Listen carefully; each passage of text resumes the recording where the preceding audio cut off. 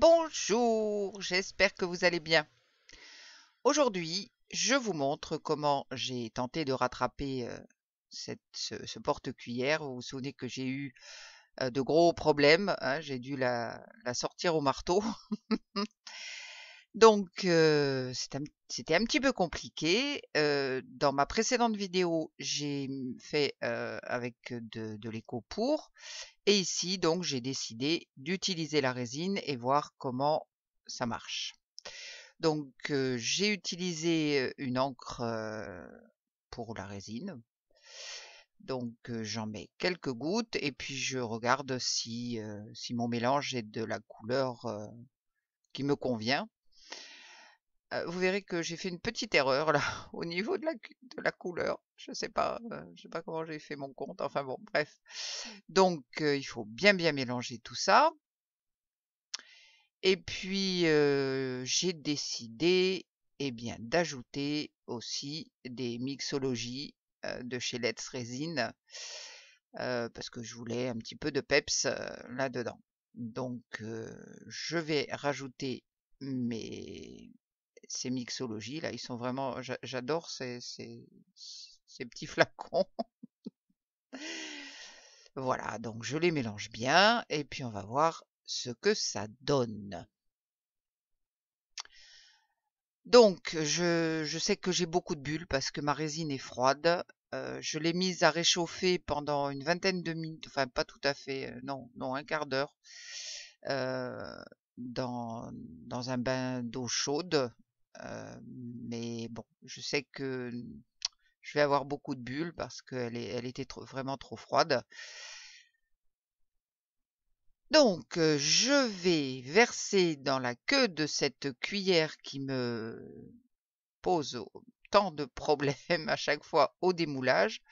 Alors, pour m'assurer un petit peu que je puisse démouler sans trop de soucis cette partie, même si cette fois c'est de la résine et pas de l'écopour ou de la gesmonite, je ne suis pas confiante du tout. Donc, je vais utiliser un produit que l'on pulvérise et qui aide à extraire la résine d'un moule avec un peu plus de facilité. Donc je vais légèrement écarter, mais sans trop parce que je ne veux pas que ça crée un vide non plus avec le reste de la cuillère.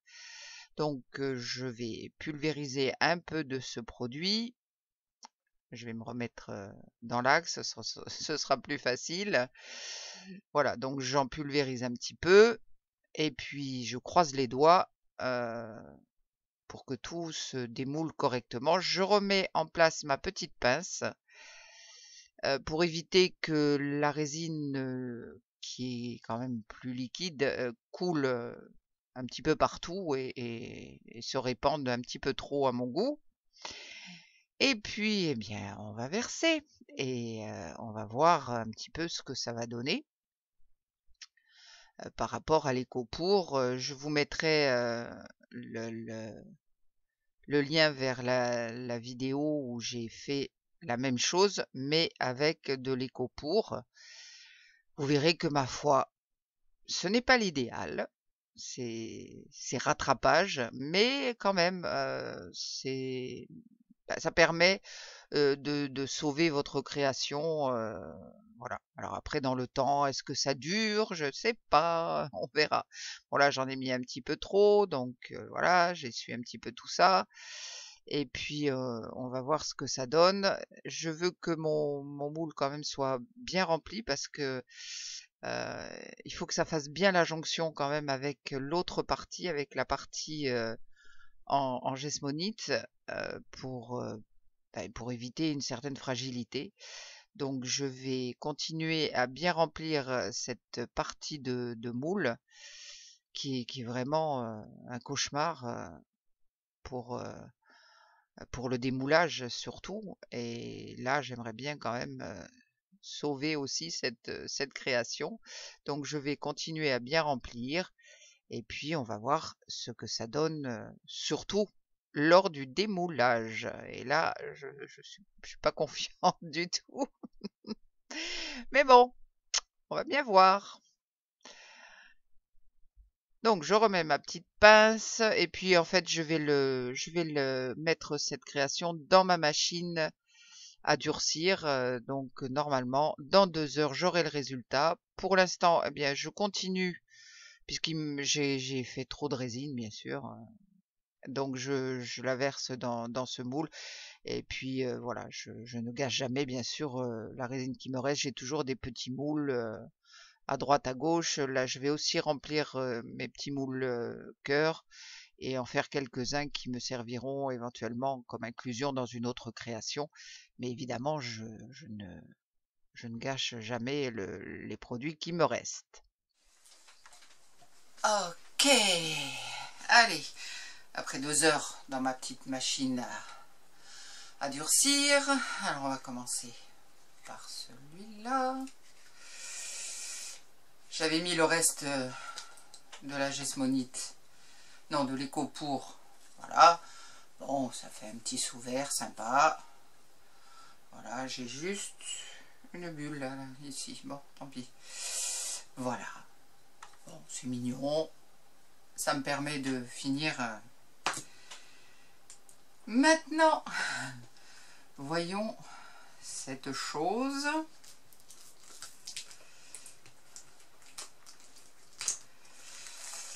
Si ça va bien vouloir se démouler correctement. Bon, j'ai mis le produit pour démouler. Bon, mon rose est un petit peu fort, mais tant pis. C'est pas grave. Allez.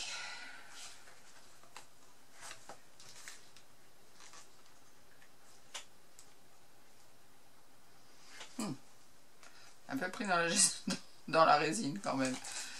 J'ai un peu débordé.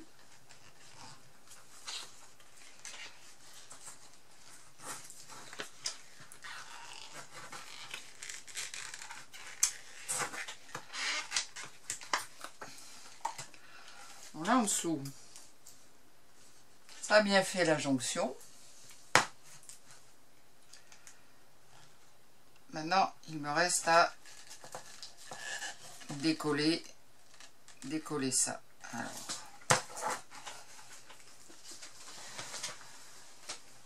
je vais chercher un outil.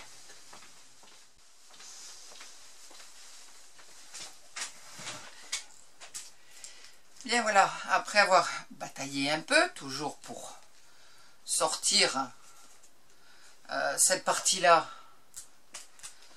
Alors ici c'est très bien, mais bon après ça veut pas. Bon bref, mais là j'ai chauffé un petit peu et puis j'ai pu dégager en tortillonnant un peu tout.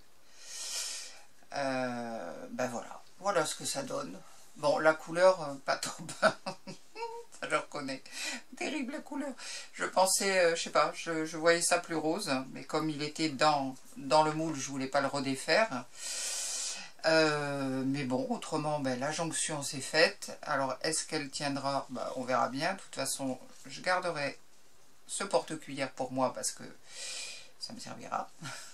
Voilà, j'ai juste un tout petit peu ici de résine qui a coulé, mais très peu. Je le vois parce qu'il y a les paillettes. Et autrement, bah écoutez, voilà. J'ai réparé le bout de mes cuillères, de mes porte-cuillères. J'en suis pas peu fière parce que voilà. Et bien voilà pour ce deuxième élément. J'espère que cette vidéo vous sera utile. Je vous mets des photos sur la fin de la vidéo. Je vous remercie de m'avoir suivi jusque-là. J'espère vous retrouver bientôt pour une nouvelle vidéo. En attendant, n'oubliez pas le petit pouce en l'air et un petit commentaire. Prenez bien soin de vous. Bye!